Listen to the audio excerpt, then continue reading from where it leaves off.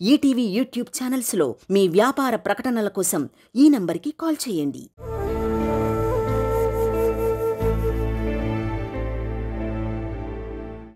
Complaint ఇచ్చావు కదా, మొదటిసారి పిలిపించి వాంట్ చేసి పంపిస్తాం.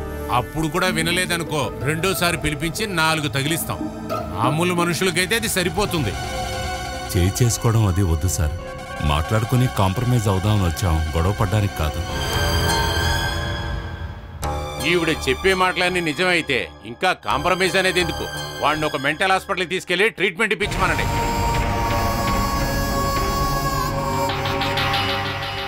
ముందు వెనక ఆలోచించకుండానే కూతురుకు పెళ్లి చేశారా? ఒక ఆడపిల్ల జీవితం కదా, తప్పని తెలిసిన తర్వాత మనం మార్చగలమా? పెళ్ళయ్యి 1 నెలే కదా అయింది. ఇలాగైతే తను జీవితాంతం ఎలా బ్రతుకుతుందండి? కంప్లైంట్ సంగతి వదిలేయండి. వాడు ఇంక పైన ఏదైనా సమస్య చేస్తే నన్ను వచ్చి కలవండి. ఏం చేయాలో అప్పుడు ఆలోచిద్దాం. సరే సార్. Thank you sir. సరే.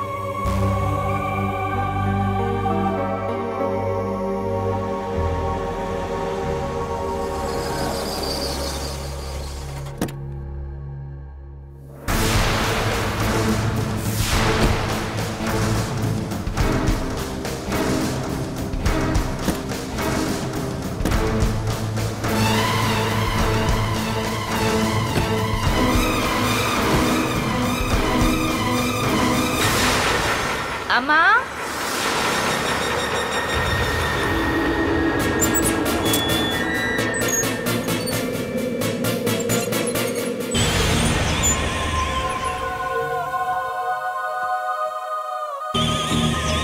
జయచంద్ర గారు లేరా? లేరు, బయటికి వెళ్ళారు. రాణి, అప్పటిదాకా ఇక్కడ కూర్చుందాం.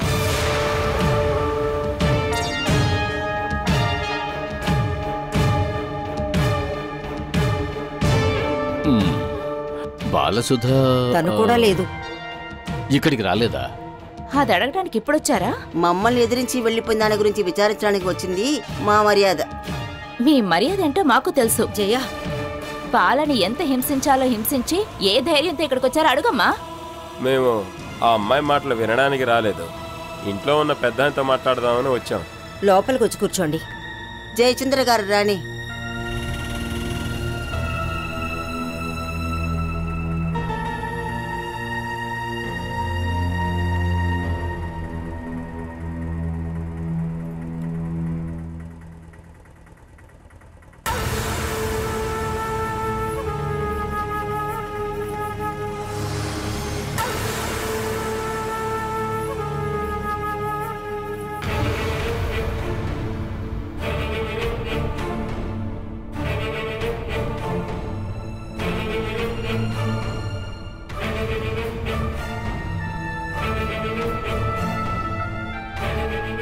రా.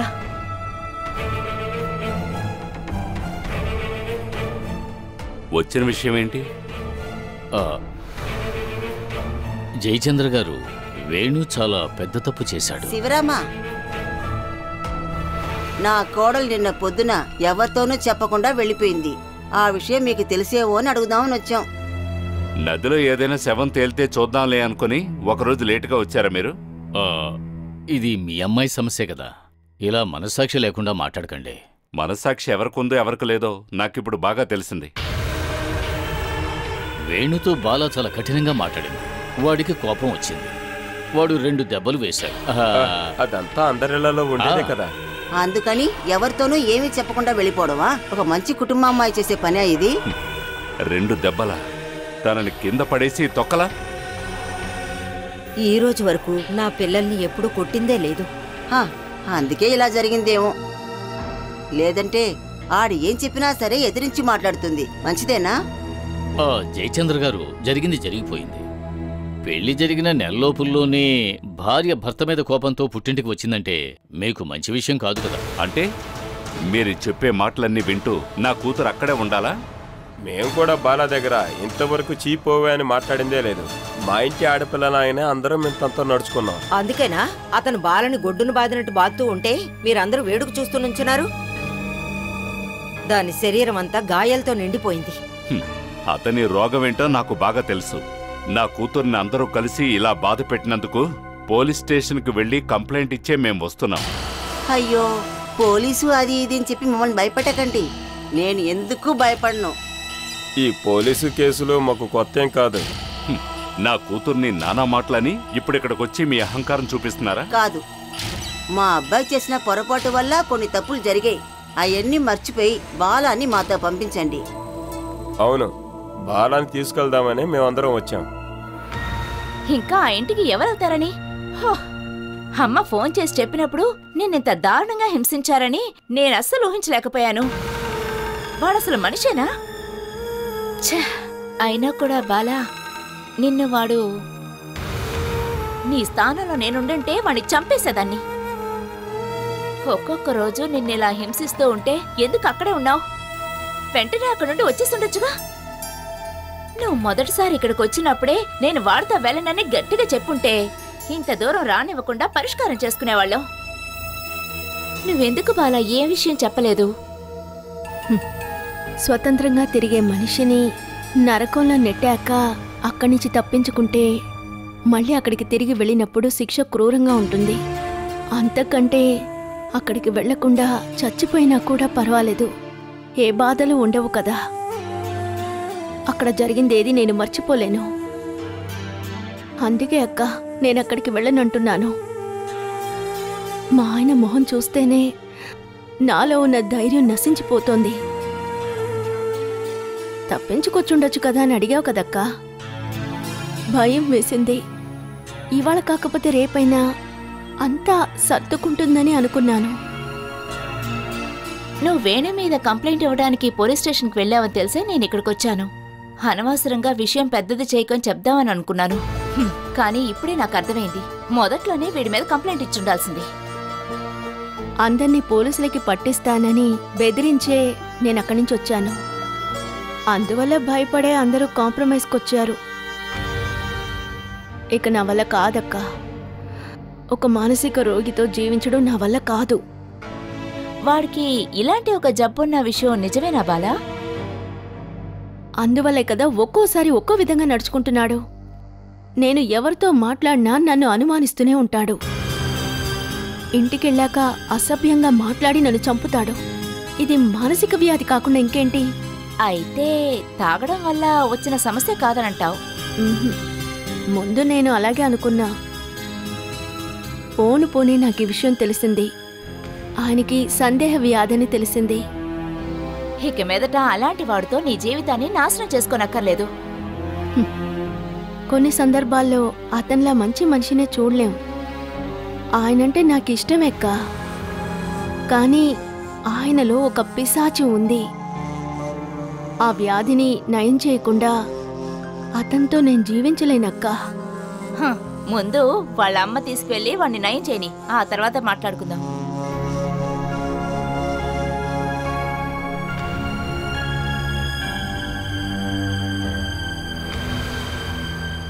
ఇలా అందరూ మాట్లాడుతూ ఉంటే ఈ సమస్య ఎప్పటికీ పరిష్కారం కాదు. బంధువులకి మిత్రులకి ఈ విషయం తెలిసే లోపల మనం ఒక నిర్ణయానికి వద్దాం. భార్యాభర్తల గొడవ వలన వెళ్ళిపోయిన అమ్మాయిని చేరతీయడానికి నేను అస్సలు ఒప్పుకోను. అలా చేస్తే ఆ అమ్మాయి చేస్తున్న పనులని నేను అంగీకరించినట్టే. కానీ మా వేణు సమస్య వల్లే ఇక్కడికి వచ్చాం. బాలా చేసిన తప్పులని మీరేం ఇక్కడ చెప్పక్కర్లేదు. ముందు మీ అబ్బాయిని తీసుకువెళ్ళి సైకియాట్రిస్ట్ దగ్గర చూపించి నయం చేయించండి. చూడండి, అలాంటి సమస్య వేణుకు ఉందని బాలాకు అనిపిస్తే మేము దానికి కూడా సిద్ధమే.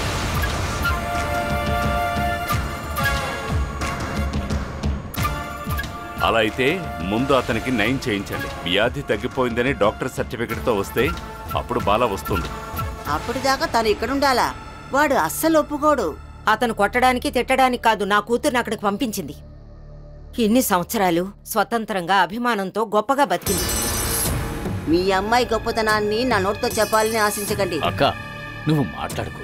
నువ్విలా గొడవ పడుతూ ఉంటే ఇక నన్నెందుకు పిలిచినట్టు? ఇంతవరకు జరిగిన దాన్ని మీరు మర్చిపోండి. ఇద్దరు వ్యక్తుల రిలేషన్ కాదు ఇది, రెండు కుటుంబాల మధ్య రిలేషన్.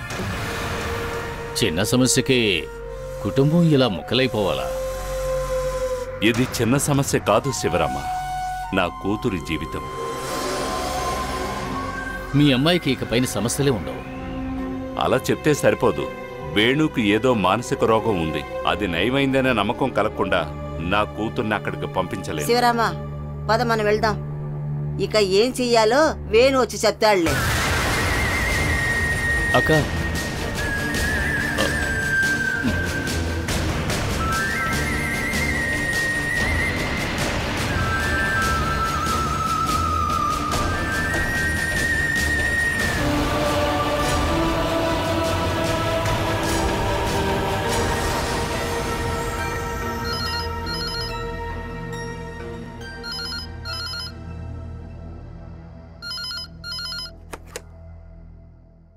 హలో, ఎవరు?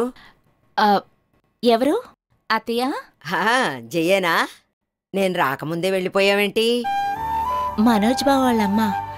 అత్తయ్య ఎప్పుడొచ్చారు? వచ్చి ఒక 10 నిమిషాలే అయ్యింది. మనోజ్ నిన్న అక్కడ వదిలిపెట్టి వచ్చేలోగా నేను ఇక్కడికి వచ్చేసాను. డ్రెస్ చేంజ్ చేసుకుందాం అనుకుంటే ఫోన్ రింగ్ అయింది. ఆయన వెళ్ళిపోయారా అత్తయ్య? లేడు, స్నానం చేయడానికి వెళ్ళాడు. ఓ, అందుకేనా ఆయన ఫోన్ ఎత్తలేదు? నేను ఇప్పుడు దాకా కాల్ చేస్తూ ఉన్నాను. మంజు ఎలా ఉంది? తను బాగానే ఉంది. నువ్వెప్పుడొస్తావు? నిన్ను చూడాలనుంది. ఈరోజే వచ్చేస్తానత్తయ్య. ఆయన వచ్చేటప్పుడు నన్ను తీసుకురమ్మని చెప్పండి. అత్తయ్య గారు వచ్చిన టైంలో నేను ఇక్కడ ఉండటం బాగుండదు కదా బాలా. అత్తయ్య, మీరు టిఫిన్ చేశారా? మధ్యాహ్నం భోజనం కూడా రెడీ చేసే వచ్చాను. భోజనానికా నేను ఇక్కడికి వచ్చాను? నువ్వు కొంచెం త్వరగా రా. ఎవరమ్మా? మనోజ్ వచ్చాడే, ఇస్తున్నాను. సరే అత్తయ్య. జయ్యి బాబు. చెప్పు. అత్తయ్య వచ్చారని ఒక ఫోన్ చేయొచ్చు కదండి.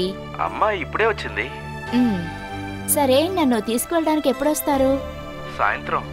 సరే అండి. ఇంకా ఇక్కడ ఒక విషయం ఉంది. వేణి వాళ్ళ ఇంటి నుండి వాళ్ళ అత్తయ్య, మావయ్య, అన్నయ్య వాళ్ళు ఇచ్చారు బాలను తీసుకెళ్ళడానికి. నాన్న బాగా అరిచేశారు. వేణుకి సైకియాట్రిస్ట్ దగ్గర ట్రీట్మెంట్ ఇప్పించి పూర్తిగా నయమైందని డాక్టర్ దగ్గర నుండి సర్టిఫై చేసేంత వరకు బాలని పంపించను అని చెప్పేశారు. మీ నాన్నకి అంత ధైర్యం ఉండిందా? అయ్యో జయ, IPS లో ఫస్ట్ ర్యాంక్ వచ్చిందని చెప్పి సర్టిఫికెట్ చూపించే దేశం ఇది. ఇక్కడ ఒక డాక్టర్ సర్టిఫికెట్ దొరకడం కష్టం. అంటే మనకి నమ్మకం వచ్చినాక పంపిస్తే చాలు కదా. మీరు కూడా నాన్న దగ్గరకు వచ్చి ఈ విషయం స్ట్రాంగ్ గా చెప్పాలి. నేను చెప్పాలా? ఇప్పుడున్న ప్రాబ్లమ్స్ చాలవనా? మళ్ళీ నా తల్లోన పెడుతున్నారేంటి? ఇటు చూడు బంగారం, బాలసుధాకి వేణుకున్న ప్రాబ్లము ఇక నేనసలు జోక్యం చేసుకోను. వేరే ఎవరి దగ్గరైనా సరే, ఎక్కడైనా సరే ఈ విషయం మాట్లాడడానికి నేను రెడీ. కానీ మీ ఇంట్లో అది మాత్రం జరగదు. ఆఫీస్ అయ్యాక నేను అటుపక్కకే వస్తాను. రెడీగా ఉండు, బయటకు వచ్చి నుంచో. ఓకే?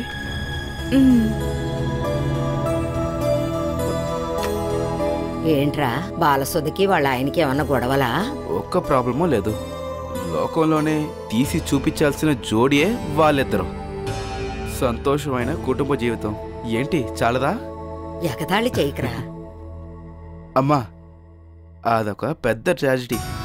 తన్ని పెళ్లి చేసుకున్నది ఒక మనిషి కాదు, మనిషి రూపంలో ఉన్న ఒక అడవి జంతువు. జరిగిందంతా చెప్పాలంటే నా టైం అయిపోతుంది. నేను మధ్యాహ్నం దాకే లీవ్ పెట్టాను. అమ్మా, అన్నం తీసిపెట్టు. ఎన్ని రోజులైంది అమ్మ చేతి ఒక వంట తిని? ఇదొక మంచి ఛాన్సు. జయ వస్తే దానికి ఛాన్స్ ఉండదు కదా. పోరా, నువ్వు త్వరగా రా.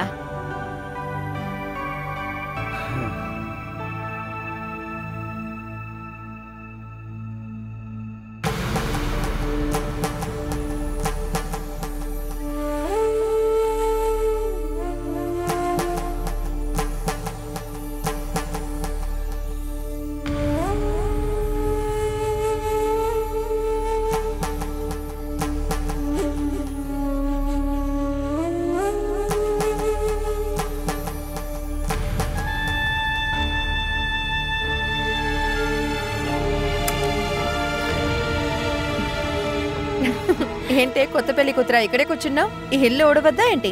ఇల్లు చూపించవే, నేను ఊడుస్తాను. చూడు, రావే పోవేనంతా మాట్లాడకూడదు. నేను పాత ప్రీతిని కాదు, నీకు వదినని. అయితే ఆడవడుచుగారా వద్దంతో గొడవ పడచ్చు. మనం చూసుకుందాం.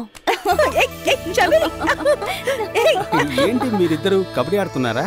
అన్నయ్య చూసేవా వదిన అప్పుడే నాతో గొడవకొస్తా. అయితే ఇంకా బాగా గొడవ పడతానులే.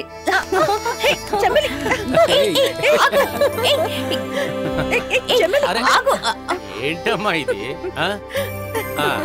ఇలా ఆడుతూ పాడుతూ మీరిద్దరూ ఎప్పుడు ఇంట్లో ఉండాలి. ఇప్పుడే ఇల్లు ఇల్లులా ఉంది.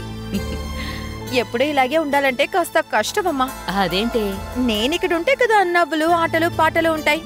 నేను వెంటనే పెళ్లి చేసుకుని ఇంకొకరింటికి వెళ్ళిపోతానుగా. ఓ, ఒక 10 సంవత్సరాల తర్వాతే నీ పెళ్లి అవుతుంది. అయ్యో చూసావా అమ్మా, నువ్వైనా కనీసం నాకు సపోర్ట్ చెయ్యాలి అయినా కదా.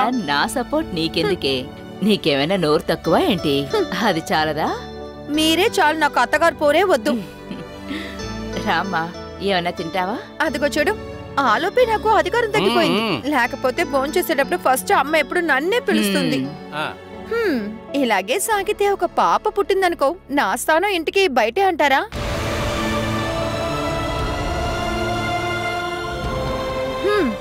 రావే నా వదినమ్మ. వస్తాను. సరేరా, తిన్నాక మాట్లాడుకుందాం. అరే రారా వెళ్దాం. త్వరగా రా.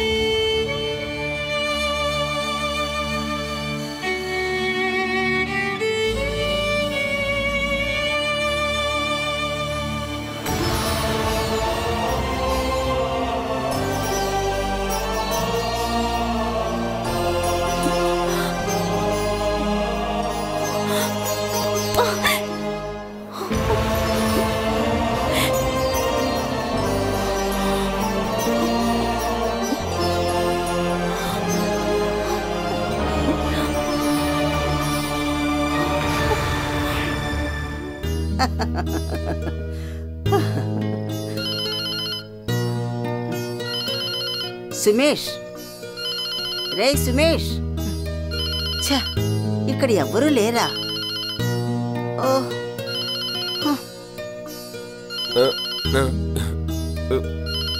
అబ్బా పిలిచావా? నిన్నేం పిలవలేదు. అయినా నాకు ఎవ్వరు అవసరం అక్కర్లేదు. అయ్యో ఆగిపోయింది. ఏంటో, ఒక అవసరానికి పిలిస్తే ఎవ్వరూ ఉండరు. ఉన్నా సరే మత్తులో ఉంటారు.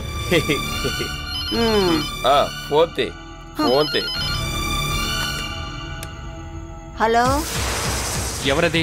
అమ్మా మీరా? అవును. నేను ట్రైన్ ఎక్కడానికి ముందే తన ఇంట్లో నుండి బయటికి వెళ్ళిపోయింది. ఆ విషయం నాతో చెప్పడానికి ఇంట్లో ఎవ్వరూ లేరా? తెలుసుంటే మరో స్టేషన్లో నేను దిగి ఇంటికి వచ్చేవాడిని. ఆ రోజే తన సంగతి తేల్చేవాడిని. అది తెలుసు కాబట్టే నీతో మేము చెప్పలేదు. వేణువా? రే వేణు, రే, నీకు కోపం వస్తే పని మానేసుకుని వచ్చేస్తావు. ఒక అమ్మాయి కోసం నీ జీవితాన్ని అలా పాడు చేసుకోవాలనుకుంటున్నావా? అందుకోసమా నిన్ను పెంచి పెద్దవాణ్ణి చేసింది? పనో జీవితమో ఏం పోయినా నాకు బాధ లేదమ్మా. నాకే సవాలు విసిరి నా పిల్ల నా ఇంట్లో నుండి వెళ్ళిపోతే నేను ఊరుకోవాలా? మరి ఎందుకు మొగోడని చెప్పి ప్రాణాలతో ఉండాలి? నేను అక్కడికి వస్తానమ్మా. తన చేతులు కాళ్ళు విరక్కొట్టి ఇంటికి రప్పిస్తాను.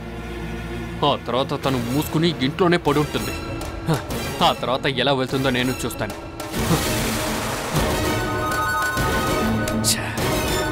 నువ్వే చెప్పమ్మా, దీనికి పరిహారం ఏమిటి?